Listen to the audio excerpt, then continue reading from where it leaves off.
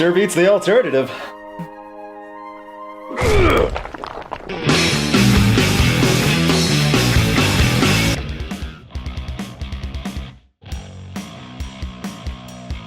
I don't know what it was about the early 2000s, but it feels like some of the most talented, well-crafted musicians were flashes in the pan, while some of the most one-dimensional, half-hearted groups rose to the top.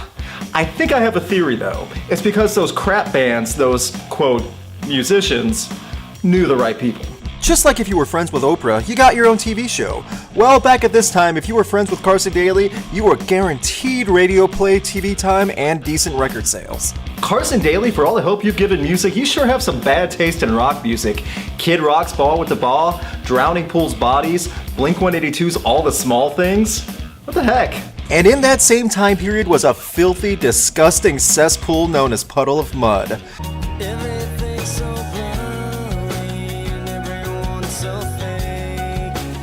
Yes, that really was what they wanted to call themselves.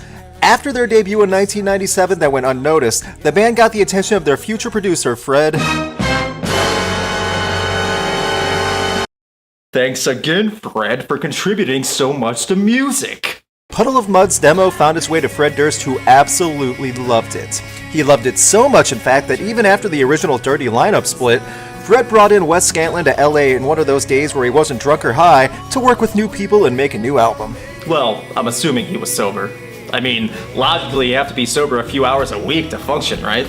It was there that with the help of his fairy godfather Fred that Scantlin was signed to a record deal and was introduced to all the right big heads in the music industry. Scantlin even said about Durst that without him helping out at that point in my life, I don't know where I'd be talking today. You'd be in jail, sir. You'd be locked up. In fact, by the time I'm done making this video, you've probably been arrested at least twice in that time frame to add more mugshots to your collection. The way many people who first heard Puddle of Mud was through Fred Durst and MTV. The music video for Control was played on TRL and the rest was embarrassing, shameful, regretted history. Now Control, the song, I don't think is bad at all. I'll get in more into that in a little bit. But this album sold over 3 million copies in the United States and had 4 singles on the radio. How? I'm sure the band has fans after getting worldwide recognition, but seriously, how was this band so popular for their music? How did they get so many fans? If you know of a Puddle of Mud fan, then ask them what they like about Wes Scantlin and his music. I really want to know. After this album, Wes Scantlin and Puddle of Mud never reached the same success. Album sales started falling shorter and shorter for releases after Come Clean, and that lovable rascal Wes just couldn't stay out of trouble, getting arrested time and time again.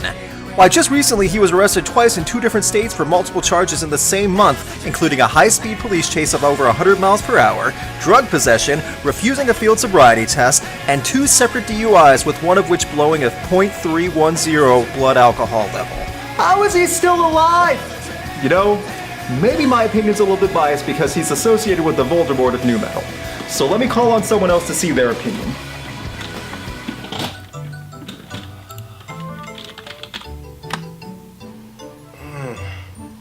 Bruce Dickinson, is there anything you can't do?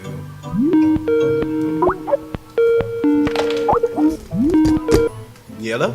Hey Crash, how's it going? Oh, hey Luke, how's it going, man? Hey, mind if I get your opinion on someone in the rock scene? Sure thing, I'd be happy to help out. Who is it you want my opinion on? Wes Scantlin from Puddle of Mud. I'll need a minute.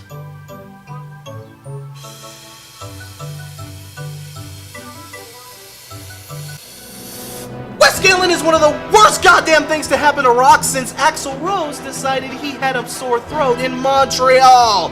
An absolute blight on our scene that has somehow still been able to sell over 7 million albums. All this despite a complete lack of musical originality, a fuck-awful inability to write lyrics, and a voice that sounds like Montana Max if he were nothing but a giant nostril. And that's if you can even get him sober enough to sing, excuse me, lip sync.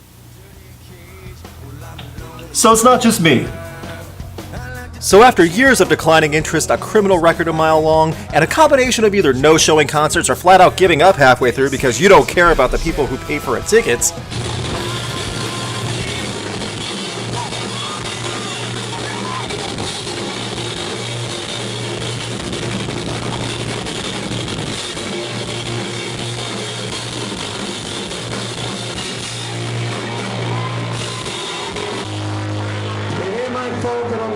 from this in the god building.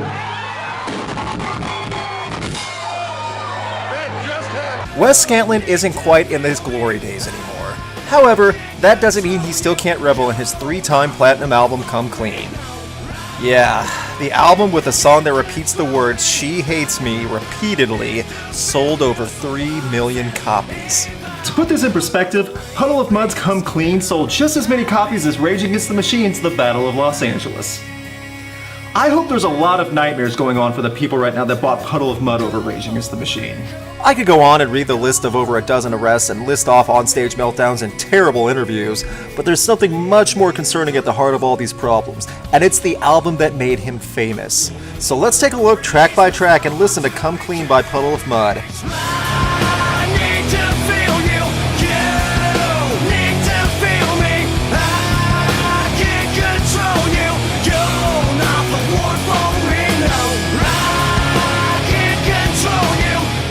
The opening track was the first single of the band and the song that catapulted Puddle of Mud into the spotlight.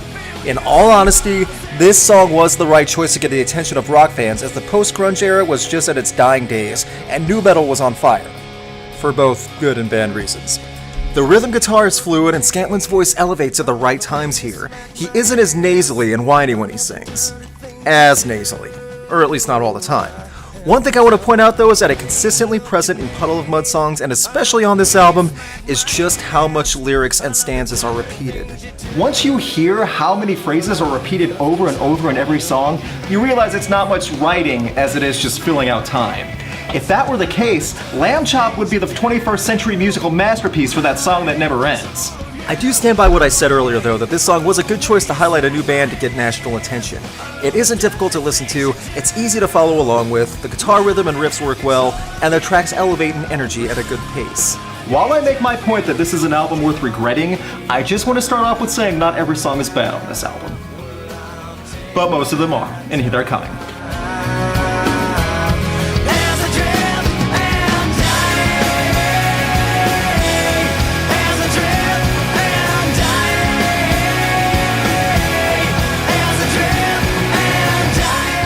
Drift and Die was one of 4 radio singles from this album and came after the quote-unquote success of the previous 2 high-charting songs. This song, while not hard to listen to and not poorly recorded, really didn't deserve the airtime and push it received. For lack of a better description, it's just an angry haze. You hear Scantlin trying to put some effort and emotion into it, which is good, but there isn't really anything that stands out. Lyrically, this one appears to have had more time spent on it, but it also has much less content and quantity. Like with Control, complete lines and segments are repeated constantly. The guitar is solid, but what was the appeal to this song? Why was it getting so much airplay? It even was number 1 on one of the Billboard charts. Why? Was nothing else playing? Well, Limp Bizkit was still on the radio, so no, I guess nothing else really was on. If you like this song, that's fine, and I can kind of understand why, because there are good elements here. But this sad part about all of this is that the first 2 tracks on Come Clean are their best. The highlights of this album are already over. On an 11-track album, the first 2 songs are really the highlights, meaning there are 9 songs to go. This album doesn't so much fade off as it does just drop off. I miss listening to the Mud Bowl. What is wrong with all my friends? I know that I am unlike them. That's because your friends eventually grew up and stopped drinking until 3 a.m. every morning. The term butt rock is thrown around a lot. Now it has become catchy just to call a band butt rock if it's something you don't like. In my opinion, butt rock consists of generic guitars, static, a terribly whiny singer, and lyrics a frat boy would write to impress his friends. The song Out of My Head gets all of those. Just the opening guitar riffs and Scantlin's awful writing and an overlayered drum track that hides how bad everything else is by hitting the cymbals for 3 minutes straight is miserable. It's terrible. I've used this analogy before, but it's the music that when you walk into a bar and hear a live band sounding like this, you turn around and walk back out. Can you imagine the disappointment people had when they bought this album based on the song Control and then heard songs like this on the album? It's like ordering a large fries from Wendy's and only getting 4 decent fries and the rest are all slimy and gross. Wendy's, I'm so sorry. Your fries are delicious. Please forgive me for comparing you to Puddle of Mud. Looking back in my childhood, wasn't too bad, but it wasn't that great. I carried the luggage like a bag of bricks. Feels like it's holding me down. If you like static feedback and cymbal bashing used as a rhythm keeper, then you might like this song. If you are one of those people, then please check yourself into a psychiatric observation facility because you need help. It's in this track that you can hear Scantlin was just trying to flesh out songs on an album. You can audibly tell that he had stopped trying. He's either whining into the microphone or barely mumbling words out just to get this track done. There's even more full line repeating in this song. When repeating the same line in a song to add emphasis, it can be used in a good way or kept to drive a point. Here, you can tell that it's Scantlin's crutch to stay heard on a song. Because if there's one thing we can't get enough of, it's this man.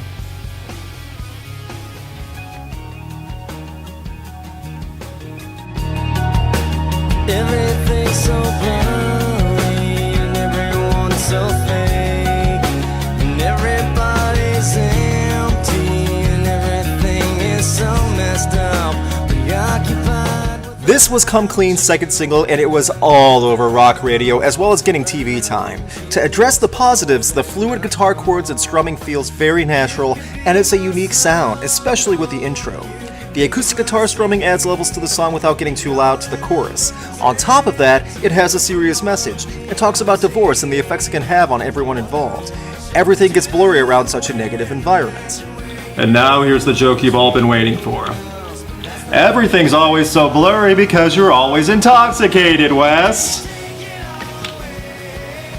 That wasn't even worth a speech bubble. The glaring problem I have, along with many other people, is that outside of the repeated lyrics is the vocals. Really listen to Wes Scantlin in the verses and just how he might as well be singing through his nose. It's monotone and nasally, and it sounds like he recorded this in one take and just told the recording studio to make it work. And don't get me wrong, this song did work. The song charted #1 on several Billboard charts and even won 2 end-of-year Billboard awards. The serene guitar chords aside, why was this song so big? When people heard Blurry after Control, many listeners thought that the band had depth.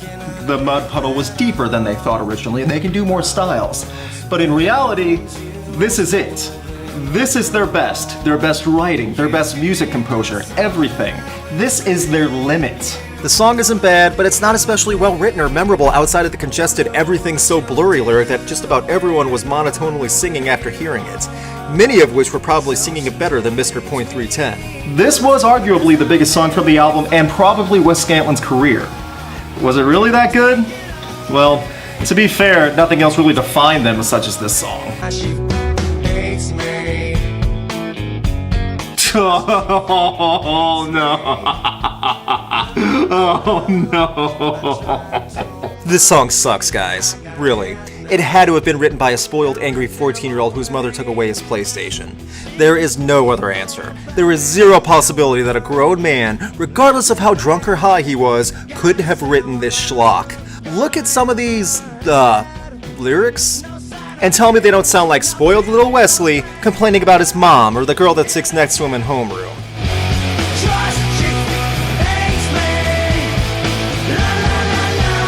And I would also like to have Strong Bad point out this topic once again. Coming in at number 2 are songs that try to pass off la-las, na-nas, and doot-doos as legit lyrics. Why? Why did the radio stations play this? It's terrible! The guitar work is first month guitar lesson difficulty. Scantlin sounds as whiny as ever, and it's just embarrassing. How can an adult put his name to something like this? He has no talent, he has no class, he has no dignity. He's a hack and a drunk and a dick and a prick and a dick and a prick and a dick and a prick and a dick and a prick and a dick and a prick and a dick and a prick and a dick. Let's get about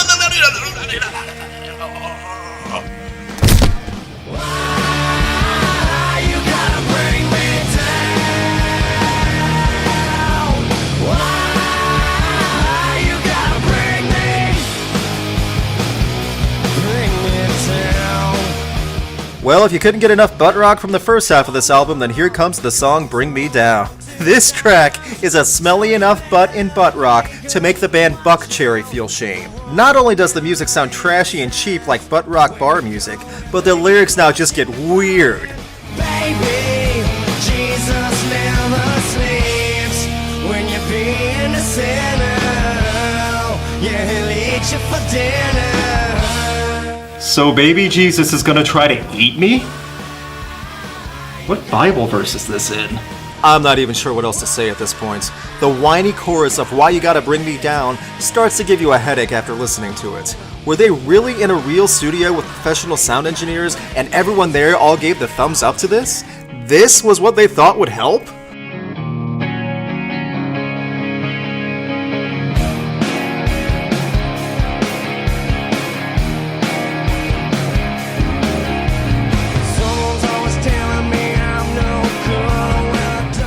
I actually appreciate the change-up with the beginning of this song. The strummed electric chords were great for 5 seconds until the rhythm guitar picked up and then the avalanche of cymbals came in. Lyrically, it's just more whining about people. Whining about being the victim and being pushed around. It's oddly dark though, and Wes Scantlin is not talented enough to get his attentions across. He goes from whining about being talked down to, and then sings about someone always trying to kill him. What? Seriously, who is trying to murder you? Why would you just sing about this and not take it more seriously? Or are these just the crystal meth voices in your head? I said before that the first 2 songs on this 11-track album, less than 10 minutes, were the shining lights. If you still have hope at this point, I commend you for your optimistic attitude. Locked in the basement, I'm so paranoid. I'm only encased in, and I can't escape.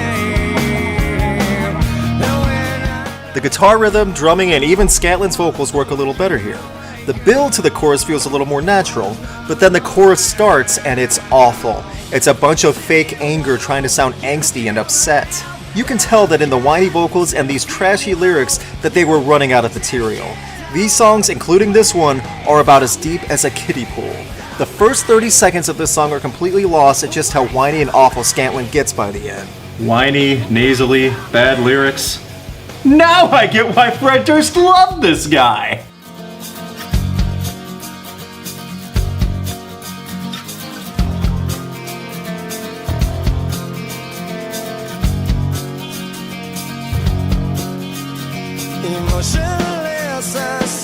Again, the first 20 seconds or so sounds like it could help build up to something good. The fast guitar strumming sounds nice, and it even matches up to Scantlin's vocals when he's just trying to sing, even if his singing is extremely monotone.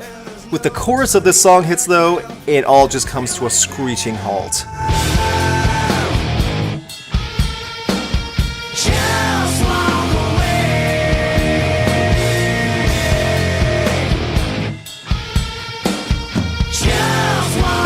It's awful and takes you out of the moment. Then it goes back to the quick guitar strumming.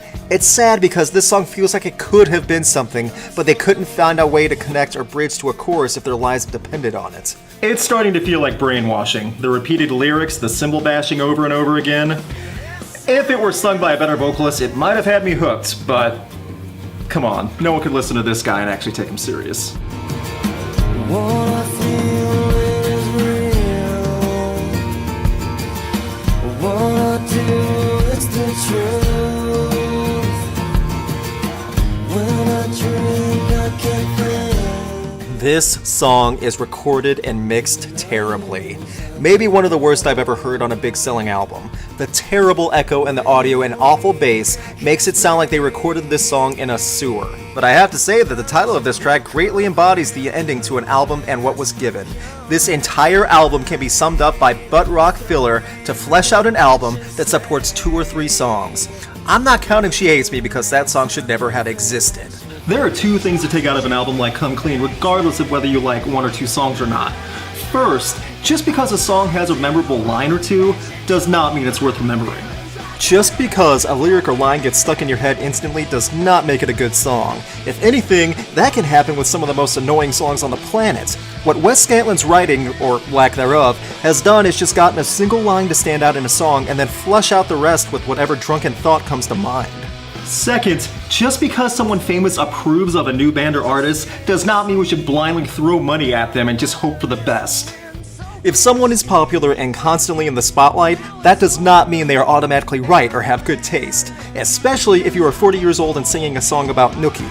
The same applies for a 40-year-old singing a song like She Hates Me. Someone became famous because one person approved. Come Clean is an album that was given a blessing from someone who was famous. Many people were tricked into liking it after hearing 1 or 2 songs. Only after learning that the 2 songs were the best Wes Scantlin and company could make did people realize they got burned. And when we blindly support bands just because someone famous and in the spotlight approves of them, that's when we should be regretting the past. Because now we have a drunk madman on the highways touring the country and poisoning us through his live performances. Anything else you want to add? He's a douchebag. Dickhead, drunk, dumbass douche. Dickhead, dumbass douche. Dickhead, drunk, dumbass douche.